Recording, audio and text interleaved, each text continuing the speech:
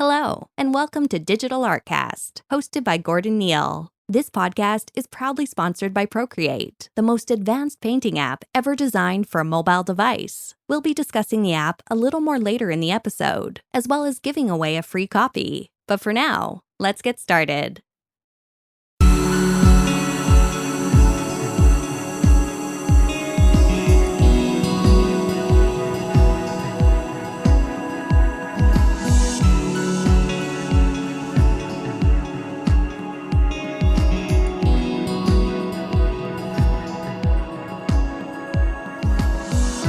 Okay, yeah, cool. We'll just get started and jump straight in. Awesome. So welcome back, guys, to another episode of Digital Artcast. Today, I'm joined by Darek Zabrocki. Am I saying that right? Zabrocki. Okay. So yes. It's the same. Nearly every time I interview a Polish artist, it's the trickiest bit is getting their names correct. So, yeah. But at least I've got the first name kind of right as well, so that's fine. It was funny when I interviewed Marcin from Serie Project, and trying to get the pronunciation of his name as well was something we dived on for 10 minutes trying to get that right. So awesome. So Darek, again, welcome to the podcast. Thanks for coming on and giving up your time to speak to us. It's an honour. Obviously, I'm a big fan. As an artist, as a concept artist, I know of your work. It's everywhere. it's hard to move in this industry just now and not see stuff you've worked on. But for everybody else, or people who are maybe listening who are just hobbyists or just trying to get in the industry, who are you? What do you do? How did you get your start? And what are you currently doing with your time? Awesome. Thank you very much for having me here. It's we had some time to finally get all the stuff together, and we can make it live. Yeah. So I'm happy to be here. Grand. I started I always been drawing and painting, but it was just my biggest passion and just a hobby. Mm-hmm. So I've never actually felt, or maybe didn't thought, that it might be my profession 10 years ago.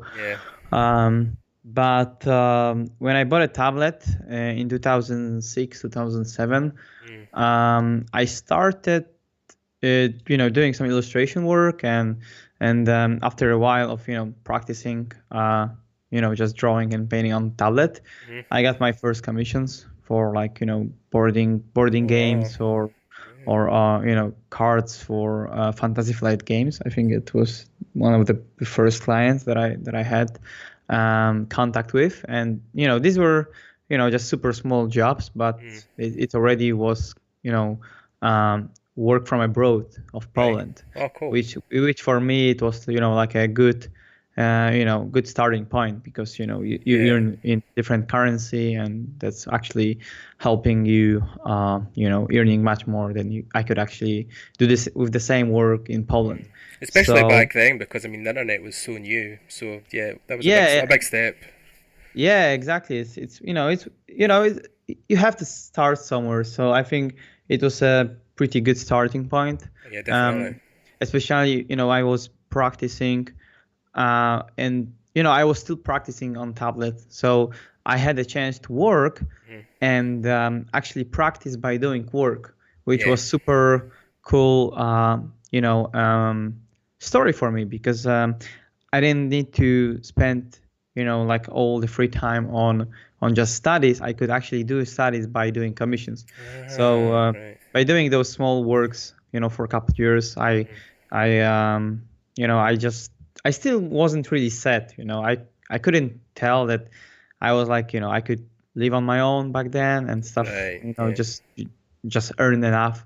But it helped me a lot to just gain some new equipment and buy some better tablets maybe, and just get into how it all work in terms of paid artistic job, right? So are you self-taught, Darek? Did you teach yourself art? Yes. I was I just started with with what I felt, and back then there was actually nothing like what we have today, like Level Up and Yeah. other podcasts that people are doing, and there's plenty of like Twitch streams these days, Yeah. and even on YouTube there is so many platforms, right? Oh yeah. So and you can always you can take most of them, if not all, for free. So Yeah. so the knowledge is everywhere. It's only up to how much driven you are. So But you were back teaching then, yourself. I mean, how were you learning your style, and were you doing studies of older paintings or older artists, or how were yeah, you? it actually started with like first because I was always drawing more than painting. Right. Actually, back then. But when I actually jumped to tablet, I had to start working more with the color and brush strokes and stuff like that. Right. But simultaneously, I started also doing more painting on like a cardboards and canvas. Right. So I try to, imitate what I do on the canvas and build my own brush set in Photoshop, and try to recreate my process from traditional media into my digital painting process. So I started, at this point. It was, of course, after a while that I already know how the Photoshop worked, and just had some knowledge, some fundamentals on everything. But before that, it was super hard. I had like my road wasn't smooth, as you can, some people might feel like, oh, it was like super fast for me to get in the industry and stuff. But no, it's like before actually being in the industry, I had so many years of like practicing and failing. Of course, I was doing those like commissions, but these were just small jobs, and it wasn't enough. I knew that it might be bigger, it might be better, but I knew it wasn't my time yet. So I was still practicing and trying to learn new techniques and stuff. But it was all like switching between paper, cardboard, and canvas into Photoshop.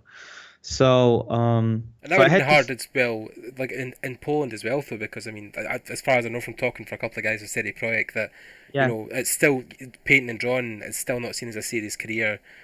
It's the same in Britain. It's still not seen as engineering and mechanical is more a job across here, whereas absolutely, and I was in high school when I was studying physics and mathematics, so at some point I even had an idea of going into like informatics, like IT stuff. And it was like nah, and after a while I realized, and I'm happy that I didn't go that way. So but it was also like taking so much attention, because when you study physics and stuff, you have to at least learn like try to learn something at school, because I wasn't the best student, and I was always drawing and painting everywhere in school during the lessons and stuff. But still you have to just pay a minimal attention to actually pass the school. So in this time, I was still, just trying to find my own voice in digital media. I was heavily inspired by Marek Okoń, also Polish guy. And, I didn't have much of like a spectrum that I can, look for other art. So I started digging, into like old master works, like old books and albums and galleries.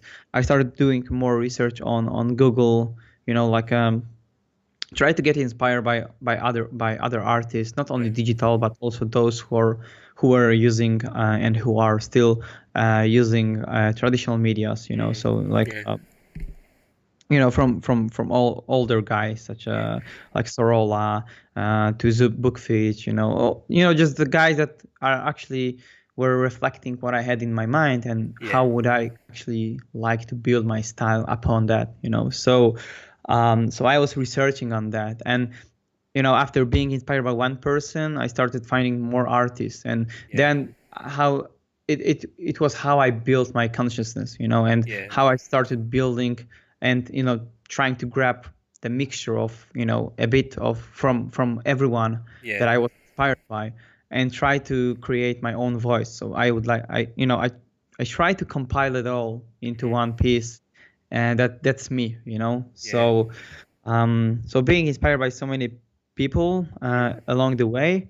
In 2000, I think 12 or 13, there was a contest on the website on Infected by Art. I think these were the guys, and they were doing the like worldwide contest for fantasy and sci-fi works, and people were sending their best, you know, works that, you know, you could select on your own, like 5 works, and you can send them on the website. There was like a voting, and there were also judges that were actually, you know, giving prizes and announcing the winners. And I did my reinterpretation of Nazgul from Lord of the Rings on some Polish board forum contest, which, you know, it was like a 2.5 hour painting. It was super fast, but kind of accurate in a way. And happily and luckily I won one of the contests, and I was invited to States for Comic-Con in Long Beach. So I just, you know, at first I wasn't really sure if I should go, because, you know, I've never flew with the plane, and I was super, you know, stressed and you know, really. Was that the first time you'd left Poland, or? Sorry? Was it the first time you had left Poland, or had you been there before? Not left, but just fly. Okay. It was my first flight, and the first flight was already from Poland to States, which for me was like, you know, even bigger experience, and I had to go on my own.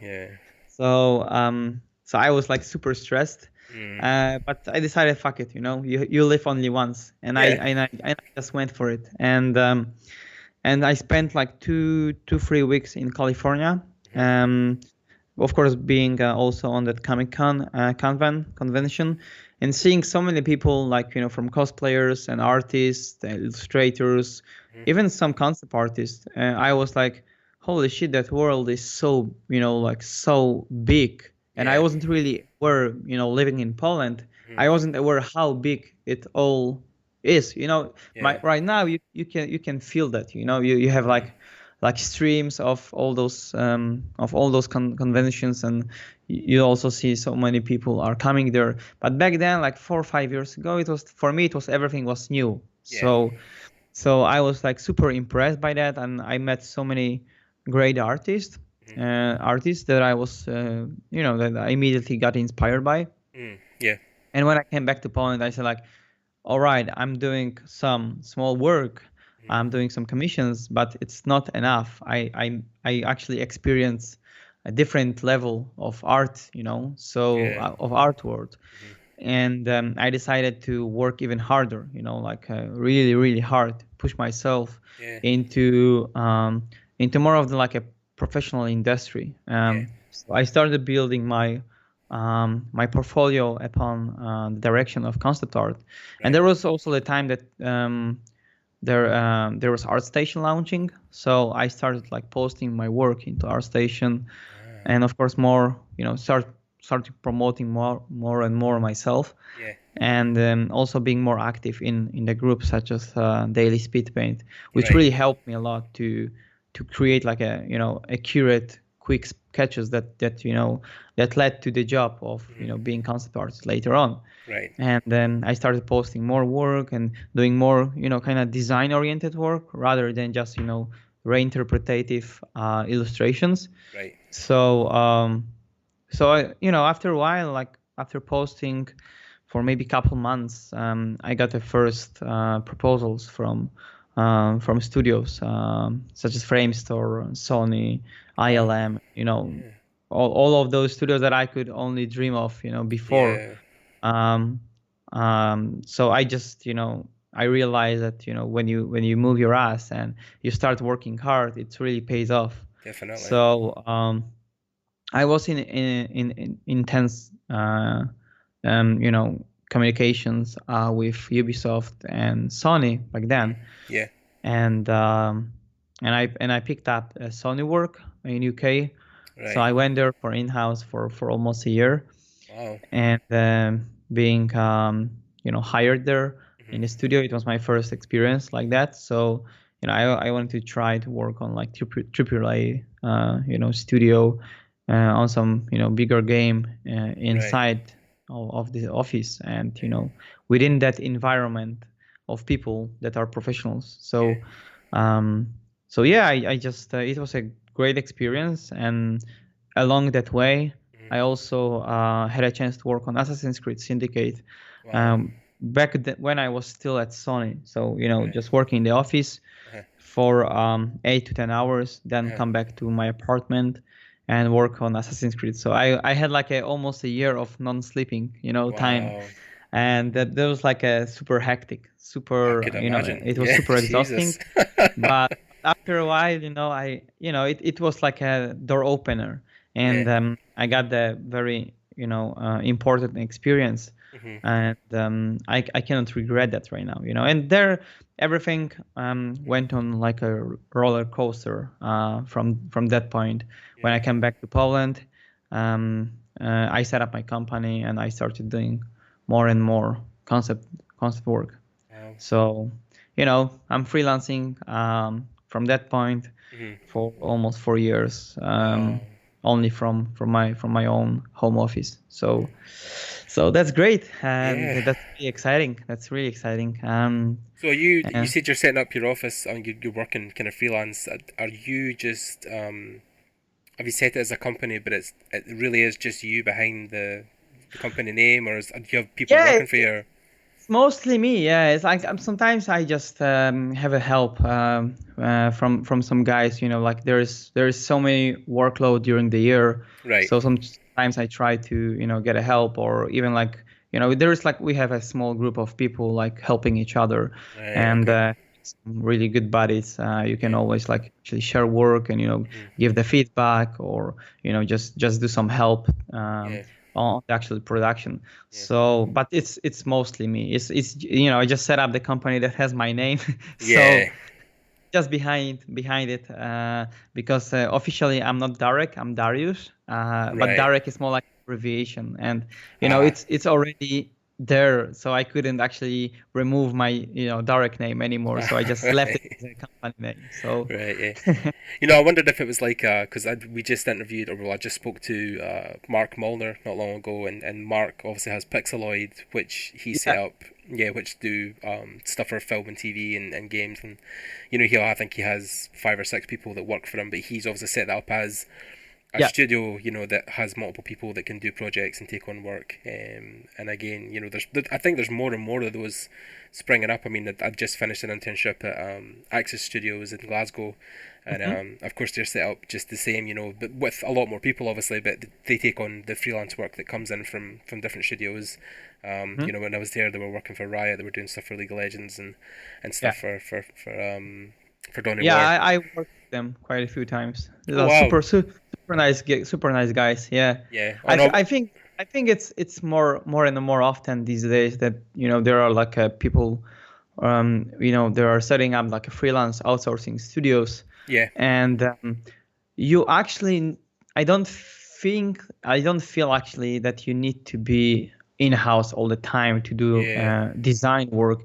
It's good to be flexible, so you can actually fly on the meetings. As I did quite a few times for last 2 years, when I was actually doing all my work from my own home office. But I was on site for a couple days or a couple weeks to help sell the vision, and then I just get all the work and finish it all during doing the stuff from home, because for me I'm more productive when I can just close myself in my room, sit down, put the music on and focus on the work. When I'm in the environment of people, it's great because you have a contact with people, but it also it's kind of distracting in a way. It's great to sometimes experience it, and I definitely encourage everyone to at least try once to work in the studio if they have a chance, because it also teaches you how to work within the production pipeline. You know how everything looks from behind the scenes. So it's a great experience. But if you have like that kind of personality that you prefer to be, you know, on your own, you prefer to be your own boss, and you can, you know, somehow manage your own time. It's much better to do stuff on freelance. So yeah, definitely. I think it obviously depends on the project. I mean, I know again using Markin as an example, but he had said that, you know, the work he had done back in the day with the guys across in London, I forget the studio, but they just finished. They made Hellblade back in the day, but yeah, he was working across there at the studio because he said with games, it's one of these things where you kind of need to be on site because there's so much daily discussion of things that are mixed within video games that it's hard to be away external. But I think between TV and movies and shorter productions, the freelance Skype thing can work even better now. I mean, I know I was speaking to, like, I was just at Playgrounds, obviously in Eindhoven, and I was speaking to Sava Zikovic, and then he was talking about working at Axis, obviously just now directing a piece which they had just, you know, kind of brought him off after working on the IFCC titles. And he's across there just now working with them, because obviously if he's directing the project, I think it needs to be a more hands-on. But that will be obviously for a couple of months until he finishes. But yeah, I think it totally depends on particularly what you're working on at the time. So exactly, yeah, definitely. I know what you mean. Sometimes it's essential to be on site, but you know, there is always like some way to work around you know? it. Yeah. So you can just somehow balance being in the office and being in your own in your own place. So that's what I'm always trying to find. And you know, after working for quite a few years on freelance, I already know what my clients require, and they know what they can expect from me. So it's like we are doing like Skype calls, conferences, and phone calls, and if that's really needed, of also like a meetings in real life. So everything is possible. You know, it's all about the communication. And I remember my first days and the days right now. Nowadays, it's much easier when you know how to communicate with your clients, because you know, back then I didn't speak English that much, and I remember when I had my first talks, first calls on the phone, and for instance, some studio guys were putting their phone in like on the table, in like a big room, spacious room, and there were like 6 or 7 people sitting around the phone, and they were all talking to me, and I was hanging on the phone. It's like, holy shit, what are they talking to me? And it's like, and I was like, yeah. Okay. So I didn't even know what I was agreeing on. So but you know, it was experience. It was an experience, and with time, you know, you get used to everything, and you know how to speak with the clients. And I can tell you that after a while, you realize that the communication is the key actually of whole work, because sometimes you have to, you know, especially when you have like very limited schedule, or you know, very very hectic schedule. You have to know how to communicate with the client. So you know, they might wait for you, or you know, you can somehow set up the days, because I used to also take everything at once. So you know, there was like email from Ubisoft. Okay, I'm taking the job. You know, next day there was an email from like Framestore. Okay, I'm taking the job, and I was working for on 3 or 4 projects in the same time. Wow. And you were killing yourself, you know. So you just need to know how to say no, or how to discuss different dates, or maybe just push something in the schedule. So it's all about the communication, and this along with the quality of your work is the crucial thing. So and I think that's the key as well when you start. I mean, even if you get lucky enough to go into a studio first of all, then that's great, because obviously a lot of the work is done for you, because people are scheduling your time and telling you what to do daily. But again, that's the trap when you go freelance, is that you need to be good at balancing. Exactly. Yeah, because obviously, like if you're taking work on and you're thinking that you can do multiple things, you want to say yes to everything because everything's an opportunity. And then before you know it, you have, like you said, 3 or 4 projects, and if you're not good at balancing, then that'll obviously quickly turn into, well, obviously if you fall behind or you have to turn down stuff because you can't manage it, then that's obviously a flag against you because, you know, you've said you'll do something and you couldn't do it and couldn't deliver, so the company's wasted time on you, and then you're looking the fool because you've not scheduled it properly, so it's your fault. And it's a minefield. It's difficult. It's very difficult. It's like a life experience, you know, with everything. You just need to. I believe you just need to experience it on your own, because you know how you can, you know, tackle on specific things, and how much time it will take you, or, you know, how can you approach it to make it as efficient and as fast for your time. But you know, there are always like failures that happens. But I think it depends on the project as well, because if there's something that's super interesting, or like it comes from a big name studio, then even if you are swamped under, you still are always really tempted to jump on a project. Because I know I was listening to, I forget the artist's name, but it was an American YouTuber I was watching. He was doing a speed paint, and he was talking about an experience where he just randomly one day got an email from, he never said the director's name, but it was a big Hollywood director. And then, you know, the guy had emailed him saying, look, can we set up a meeting? And he was like, he didn't believe it at first, and then when he went to the meeting, it was the director. And he had said, you know, I need you to do these. I think it was stylistic paintings to set things, or the style or the theme for the film. And he wanted something like, I think it was 30 or 35 paintings. And the guy was like, okay, but he wanted them all done traditionally, so he had to hand paint them. And he was thinking, okay, well, maybe roughly about a week of painting, if that. And then kind of built it up in his head, and then said to the director, when do you need it by? And he was like, we need them in 30 days. And he was like, oh my God. And the thing is, he just went, oh yeah, that's fine, I can do that. But no thinking like how much it was, you know, the time it was going to take him. And in the end, you know, he had to come off the project. They had to release him from his contract because he just couldn't do it. But that was the whole thing. He was saying, like, because the project was, you know, the director was so big, and the project was so large and in scale and notability, it was like I just wanted to take it automatically because of the credit it would have gave me.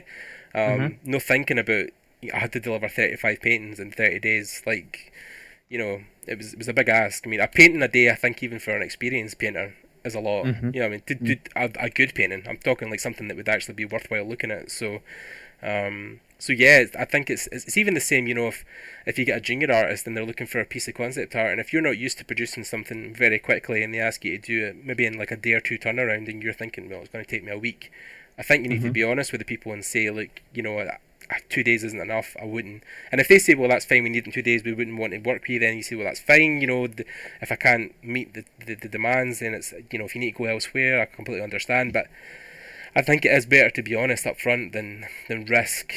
Absolutely. Yeah, it's like, you know, sometimes you can get in that, you know, like shady corner, I would say, when you think you can do that, you can make it, but it might turn out you cannot, you know. It's like it's not possible, because sometimes there are the days that maybe you have like a blockade and you can't actually produce what you are supposed to do.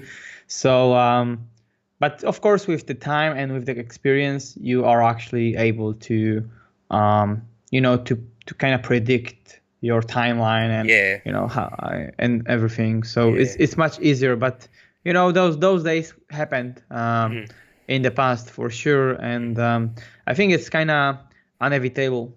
Everyone needs to experience that at least once, because you know, you just need to you just practice by failing, and if you don't try, if you don't fail, you'll never know. So exactly. And I think that's why a lot of students, I mean, me of course in tow with that, because I'm a student as well, or I'm still working towards my first job, and the pressure has been on me to produce work, and the fear of failure is a real thing. Like, I didn't understand it until I had to make something physically with my hands. But you know, there is times when you sit and stare at a blank canvas and think, I can't do this. Like, I can't.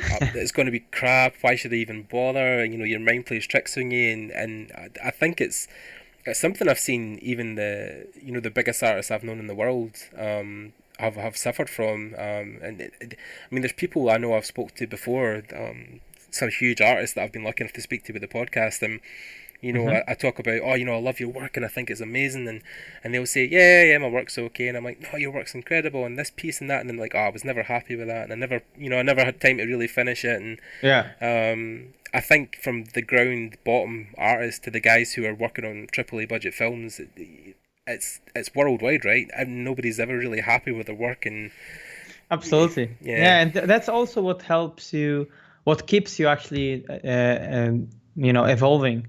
It's like I know it from my experience. I'm actually never really satisfied with what I do. But if you do like commercial work, you need to send it, you need to ship it, and it might even go worse if you do your personal work. I have so many work that I started, but I never really finished because I felt like it's not enough, it's not there, it's shit. So I might maybe change it, and it takes you, instead of like a day of fixing, it might take you like a weeks, and then you just leave it behind because you feel already burned out. And so it's like it's a life of an artist, life of designer, because you're always it's always like also, you have to come up with ideas, you have to solve the problems, you have to deal with a lot of like mindset problems during the producing and creation, because the creative process is very demanding, is very challenging, also on the mindset level. So I think we tend to have a lot of tension, because of course we are working under the deadlines, under the time pressure, but also under our own expectations. And if you are able to somehow switch off your thinking on, I'm gonna do the best work ever. If you switch it off, you might be able to do that. But if you immediately, the moment when you start thinking, okay, this is the moment where I will be, when I will create my best work, you already failed. It's not gonna happen, because you are already putting so much stress, so much tension on yourself, even subconsciously, but still you are doing it, and you might gonna fail. So it might be like a huge disappointment in the end. So it's kind of hard to not to connect your emotions along with the creative process, because I treat my my paintings, my art pieces as my children. Every piece you create is like your child. So it's kind of hard not to get emotional. But with the time, with the experience of doing commercial work, sometimes you need to just close your eyes and just no, I don't care, I just need to deliver, and you have to do that. So you don't really, you try to at least do something in the range, in the spectrum of the quality that people can expect from you, but you need to also be professional and do stuff on time. So and now we'd like to take a moment to thank our sponsor of Digital Artcast, which is Procreate. Procreate is an Apple Design award-winning digital painting and illustration solution. It's designed exclusively for iOS. Procreate 4 has now just launched, so the brand new version of this is out in the wild. Procreate allows you to create professional-grade artworks wherever you are, with an advanced dual texture brush engine, a robust layering system, and a groundbreaking canvas resolution, which I think they can go up to 4K. And this is all for $9.99 now, and you can find Procreate through the App Store, of course, on your iPad or iPhone, and of course learn more at procreate.art. Thank you, Procreate, for the sponsorship. I think it's always the way I explain it is because art, back in the days of Da Vinci and stuff, was such a personal thing, and people, there was no expectations of artists. Artists made art, and whatever it looked like, that was the production of the artist at the time. But now that there's an industry behind it, so as soon as art meets industry and it becomes like this factory of output of stuff, that's where I think it kind of robs the artist's soul slightly, because ideally for a project, like you said, you would want to spend, a couple of months on a painting, or if you had the luxury, a couple of years. But because I know I've spoke to artists who have Photoshop files from like 2004 that they've never finished. You know what I mean? Like, so, you know, I think when the production comes behind it and it's like, right, we need this by, 30 days or 2 months or the next milestone. I think that's what probably takes the artistic sense out of it, because then you're then producing stuff into like a machine kind of vibe where there's less art behind it and more industry. Like you said, more design, more problem solving. So you're building paintings to facilitate mechanics as opposed to an artistic feel or emotion or abstract nature, if that makes any sense. Yeah, I know what you mean. Yeah, it's more like you become the part of the big factory that you just create and sell the ideas. You cannot really associate with your work anymore because you sell it anyway, So you sell the rights, you sell the design solutions, and you are here to solve our problems. Yeah. So we're gonna hire you, we're gonna pay you. You have to agree. Like you can discuss the conditions and money wise and time wise. And as long as you are happy.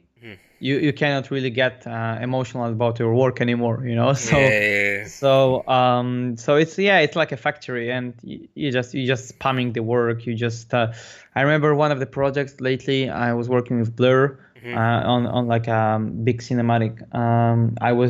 I did like 8 or 9 concepts per day, and these were like pretty detailed. So there was like a multiply techniques applied to that just to get the stuff done on time.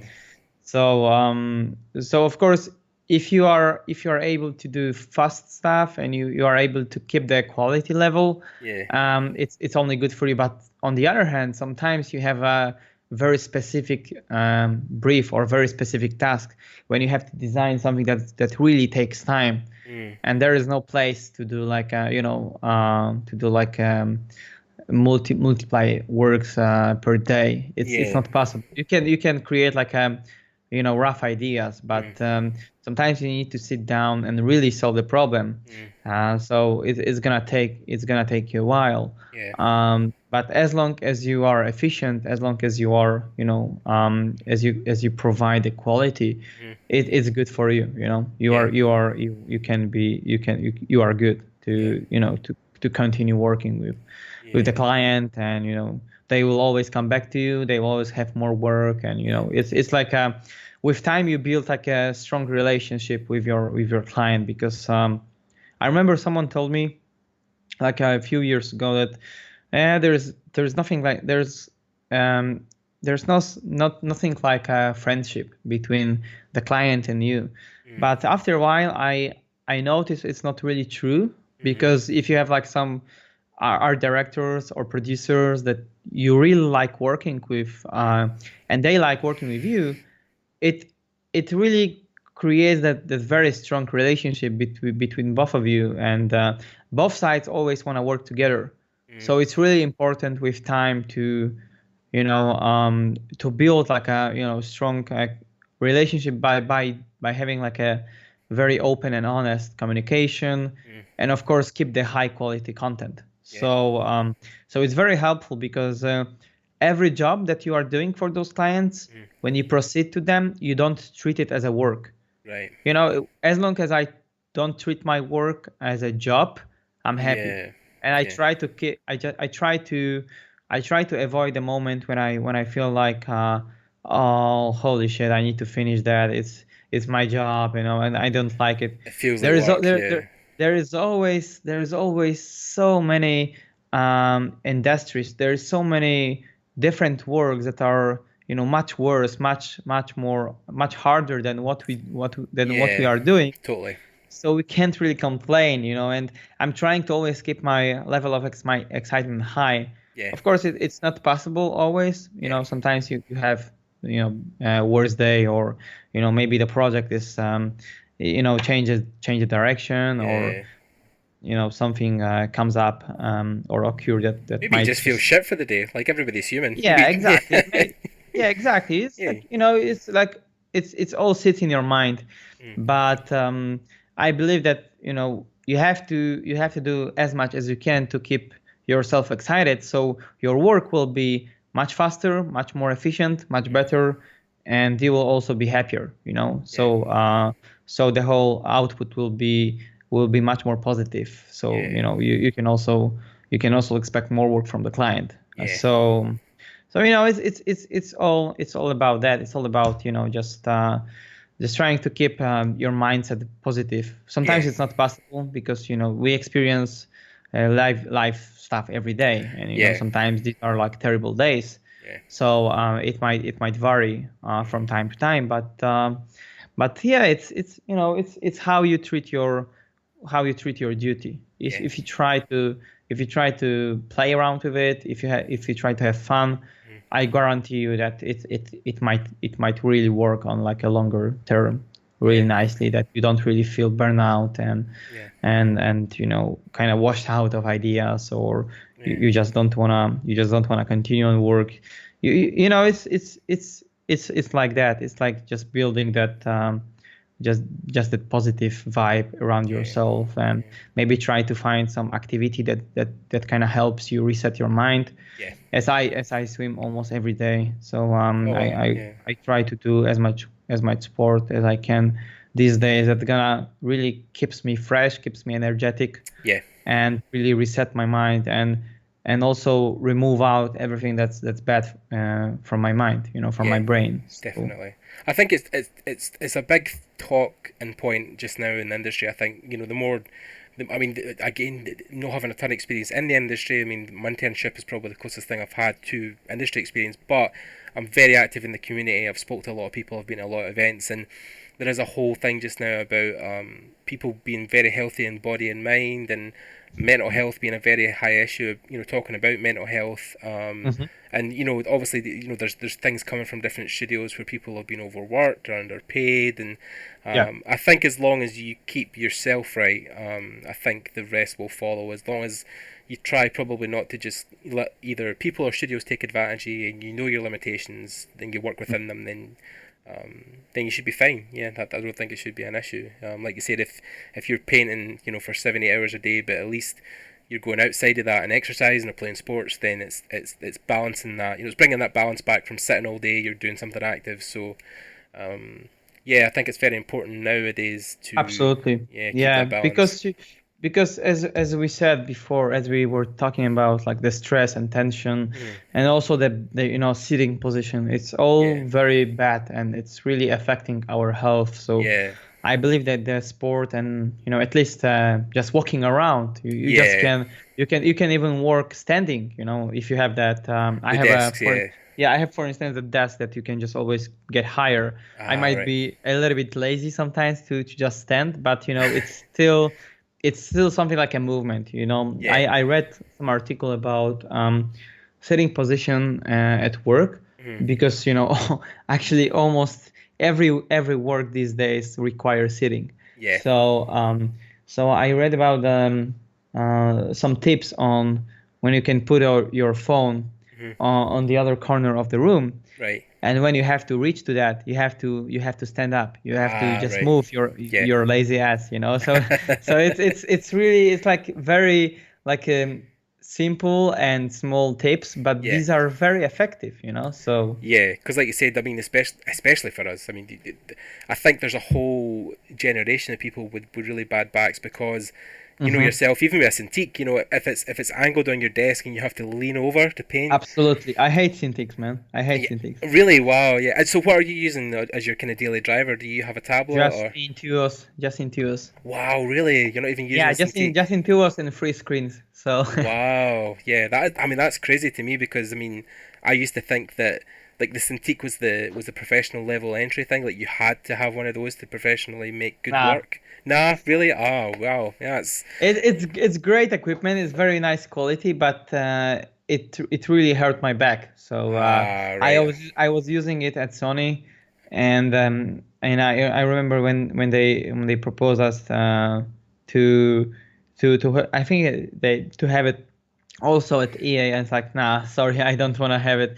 And I remember when I was just giving it back at Sony as well, because I felt like Yeah, just leaning over the tablet is like kind of, it's hard to keep the proper ergonomic position. So Yeah, for your back, which is interesting again because I think I've always felt that if you come from a background where you're putting pen to paper and brush to canvas, the 1-to-1 ratio of drawing is kind of lot. Yeah, you know what I mean? Yeah, the experience is different, but after a while, it's like I remember when I was just drawing for the first time on tablet. It's like it was really strange, but after a couple of days you got used to that. So I mean I'm the same. I've had the Intuos. I think I've got the medium Intuos Pro from a couple of years back, and it's never let me down. It's always been a great thing to use. Even the fact that the smaller things, I think when I got the newest edition, it was wireless, so you don't even have to plug it into your computer. You can sit right in your lap and paint away.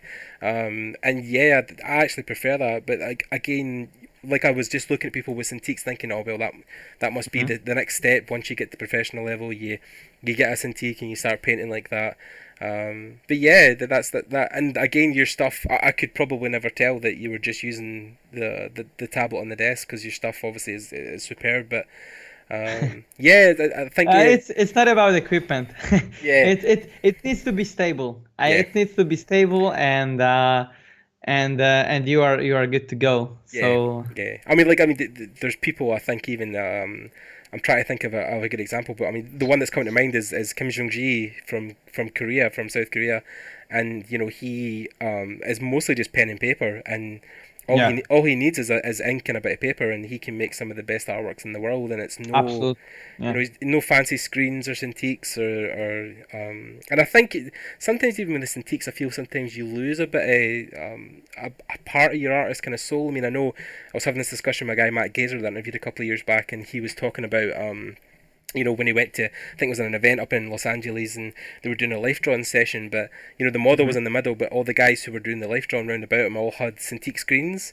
And he was like, I can remember when we went to art school years ago, and it was just big sheets of paper, like newspaper with chalk and charcoal and pencils, and he's like, why have they all got these $1,500 screens in front of them? why not just a sketchbook and a pencil? What's wrong with that? So I think it's a lot of the industry that has initially started with the technology coming in, but I think now people are trying to wrestle back the traditional side of it.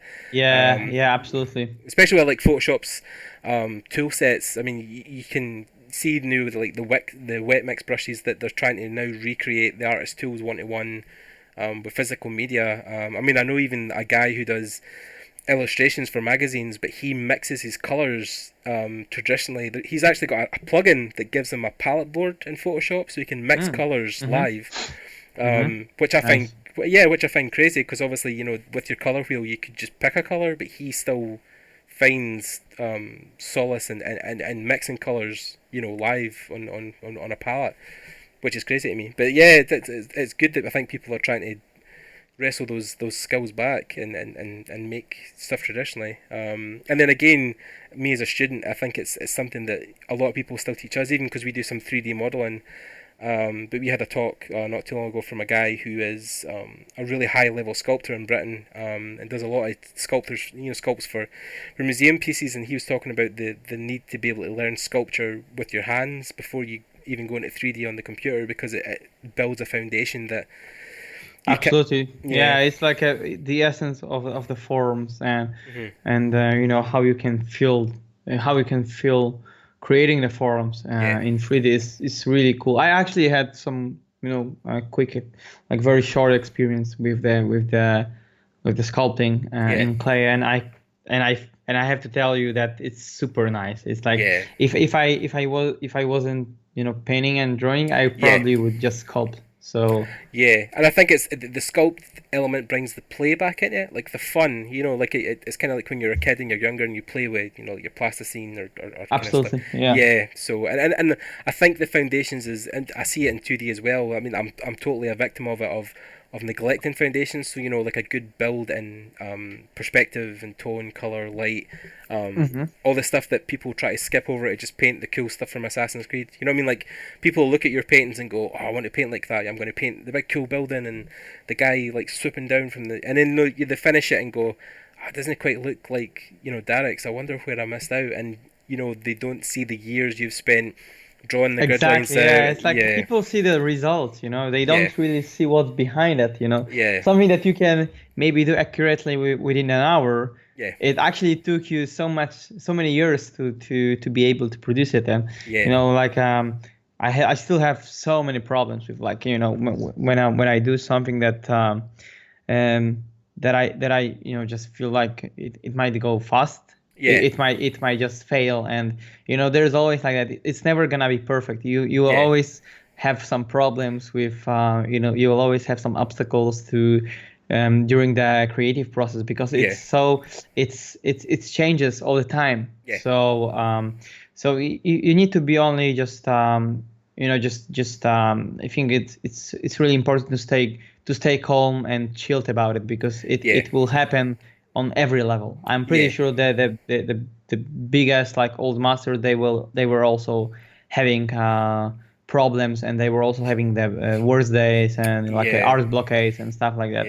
It's inevitable, it's our nature, and it's only how you deal with it, and how you can overcome that. So I mean, I know there was a really good story that somebody told me about, and I'm sure it might be another artist, but at the time he told me it was Da Vinci, and I think it was years into his career when he'd actually become established and people knew who he was, and I think he was sitting at a cafe and somebody had come by and handed him a piece of scrap paper or a napkin and said to him, could you draw me something? And he was like, yeah, of course. And he said to the guy, you would need money, and he was like, yeah, it's fine. And Da Vinci drew it. I think it only took him about a minute. It was a face or something, and he handed him the piece of paper and said to the guy, I don't know what it had been back then, but say if it was something like £100 or a lot of money. And the guy said, he said, but it only took you 30 seconds to draw that.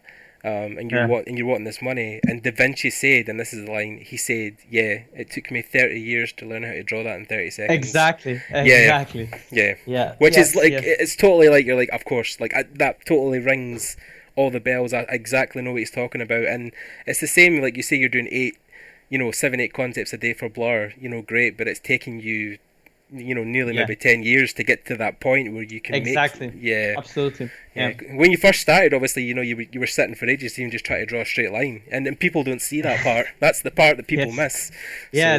People don't tend not to think about those things. They don't really know how much sacrifice and how much driven you have to be to get where you are. So totally. And there is never ending point. Like there is always something that. For instance, I really want to do better, and I want to progress, and I want to evolve, and I feel not satisfied yet, and I'm pretty sure I will never be. So it's just the road of become less sucky, Get good. It's getting there. It's progressing, and sometimes you have to just take a step back to make a two steps forward. So it's really normal thing to also have worse days and to do also some failures. It's all along the way. It's all along the process. So. Yeah.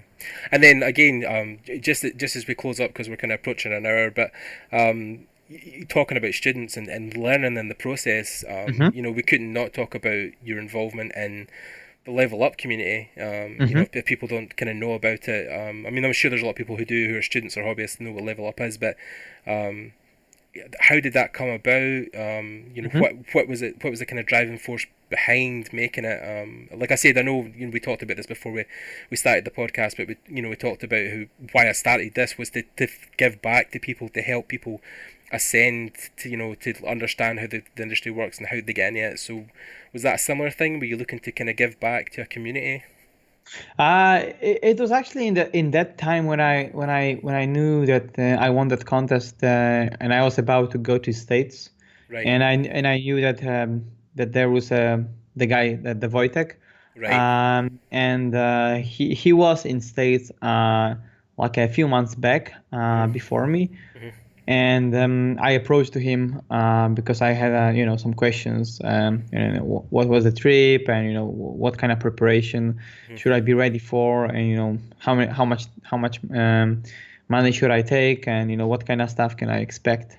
Right. So it happened that he was living close to me, and we've just met for the first time, and we were talking, just meeting in McDonald's. We were talking on he actually introduced me to what kind of stuff can I can expect from being in States. And Right. after we finished this discussion, there was an idea of maybe doing something together, because we've met for the first time. Right. And we came up with idea, maybe we could just maybe do something like a Skype sessions, or maybe even some streaming. Right. And there was nothing like that before. Yeah. And the next day I just went to his house, and we built a Facebook group.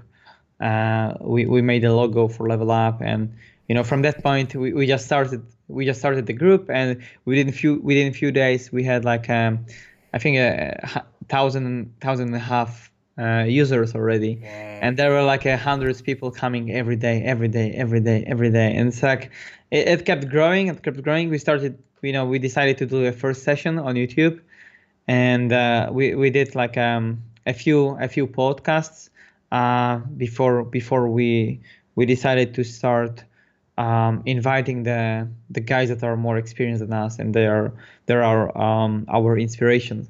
So when I was also in States, I got some contacts to the people that we could invite. And after I came back to Poland from the States, we started doing it regularly, weekly, at least for quite a while, and inviting big guys, and getting all the vibe of what the concept art is, what's the industry is about. Yeah. And that's how we started also building our portfolios to get there, to get into the proper industry. And it was very natural way of progressing. And of course now it's more rare that we almost don't do the session at all, but we keep it occasional, kind of exclusive. And if there's like a big guest that we can have on the session, we just jump on and gather again to do the session.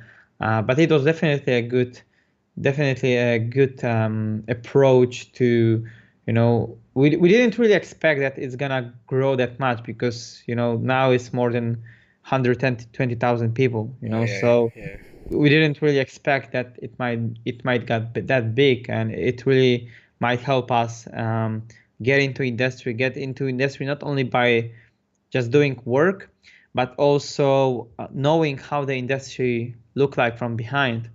And that was definitely something that really helped us build our portfolios upon that direction. And just kind of know what it looks like for us, that we were newbies back then. So yeah, and I think it's good that sometimes people can remove the curtain or the shroud that blocks the industry behind these walls of.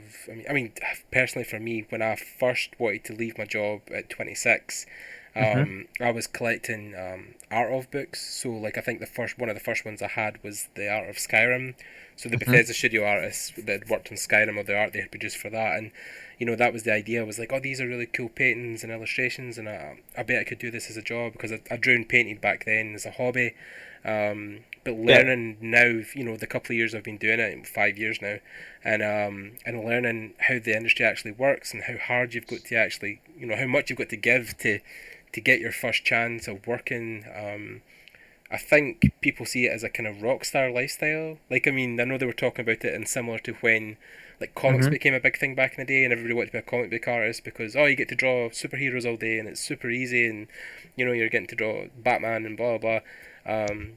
But again, nobody sees the hours that guys like Jim Lee spent drawing heads and hands and feet and learning perspective and light and all this stuff that he had to do, the work to make him a good artist, to make him work for DC and work for Batman. But comics, just like our industry, is super competitive. You know, loads of people want to do it. And it's and it's the same with Level Up. You know, you'll see people who are hobbyists, who'll just probably never get to that level, but which is fine. You know, totally okay. But I think there is so many people have the idea that they want to work in the industry, but don't know what it takes. Don't know how hard it is to get that first job. Or maybe they will just resign in the middle, way, because they might just just realize it's maybe not something that they can handle, because it's really not as smooth. It's like people think that maybe you know how to draw and you get to do that design work. It's quite different, it's quite different when you have to come up with ideas. It's quite different when you have to illustrate something, but it all requires the fundamentals, the foundations are similar, but just to get there, it's not as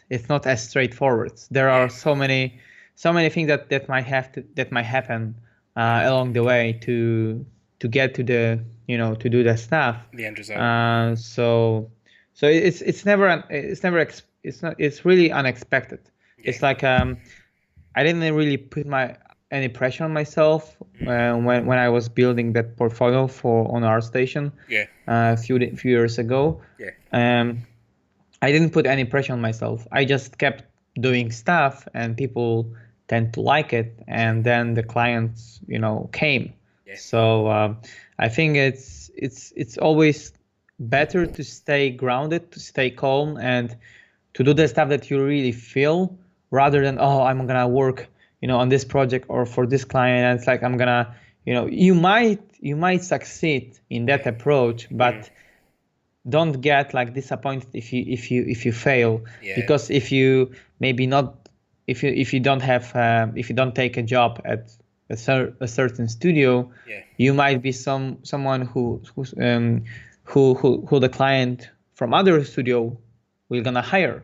So there is always a chance, there is always a way, because there are so many projects these days. There is so many studios that are growing up, and it's like there is always so much work in this industry. So yeah, definitely. I mean, like, I think that was one of the things that kind of came to me early on, was that one of my first biggest influences was Titus Linter, and the work he'd done, and I kind of was like, oh yeah, I want to do that work and I want to draw in that style. But I think it was because I thought that the realistic stuff would get me work, and I had to do that because that was the only way I'd get hired. But I remembered when I first started drawing, I did kind of draw kind of super stylized, kind of cartoony stuff, and as I went along, thinking that I couldn't draw like that because there wouldn't be a client for that, looking at something like Blizzard, for example, who are one of the biggest examples of it, but a lot of their stuff is super stylized, super over, cartoony, but I mean, it's no super realistic, it's more a stylized realism. So exactly. I found out that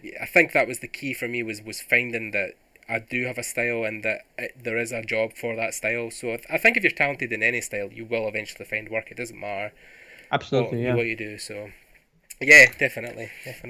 So anyway, Darek, thank you very much for coming on and speaking to me. It's been absolutely awesome. I hope my questions were formidable. Great.